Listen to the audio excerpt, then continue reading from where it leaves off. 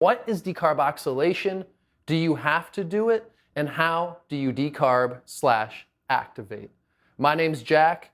We're gonna dive in here right now. Decarboxylation, also known as decarb, is the process of heating up your cannabis to convert cannabinoids into something else. The most obvious example being THCA into THC, the psychoactive component. If you think about it, the raw flower sitting there needs some source of heat or light to get it. Think of smoking a bowl, joint, or bong. You won't be able to rip it or get high unless you light it. Same principle applies here. It needs some sort of heat added to it. So you take your flower.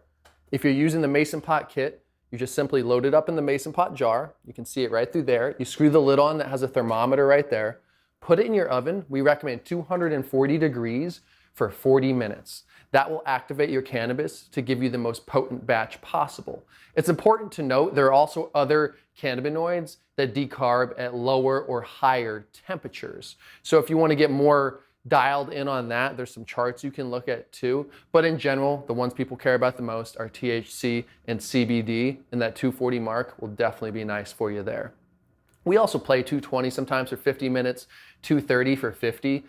I don't recommend going over 250 ever. I've seen people do it, don't recommend it. So that's an active infusion.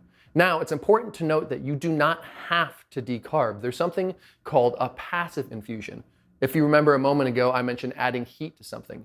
You can just take your bud, throw it in here, and throw the oil or butter in and infuse it. Since you're infusing, there's still heat involved when you're infusing. So some of the THC will still be released in there, but you might be missing out on some. Now you might be like, why would you want to do that? Why would you want like a less potent batch? The biggest reason being for taste, for terpenes. Terpenes are a little more volatile than a lot of cannabinoids, so they burn off at certain temperatures. And it just depends what you want. Even with the decarb, you're still gonna get that entourage effect in, a video down below on that. But if you don't decarb, you're gonna get more of those terpenes involved in there, especially if your low dose is a good option too. But I know a lot of cannabis chefs that prefer the passive infusion because they're working more on the flavor. But again, if you got the Mason pot jar here, that's the beauty of the silicone sleeve, is it helps maintain that heat, reduce char and burn no matter what method you're using. I personally decarb the vast majority of the time.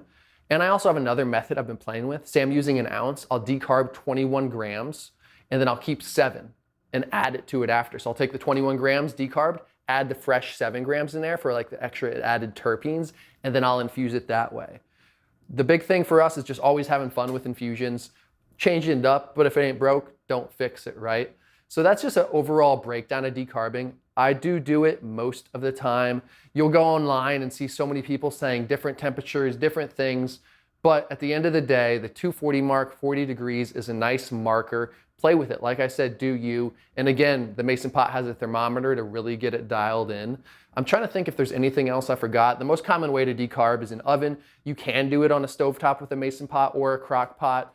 You can kind of do like that sous vide style method with it. So there's a lot of different ways, but these principles really apply to any method you're using to heat it up. You could throw it on a pan with foil. I do recommend covering it. And even if you're using the Mason pot jar, after you do remove it from the oven, recommend just letting it sit for a little bit because there's some vapors flying in the air. Just let them settle back down into the bud because you don't want to lose those. When you open it up, you'll see it fly off. I'm still in hurries sometimes when I'm making infusions, so I'll crack it and throw it in.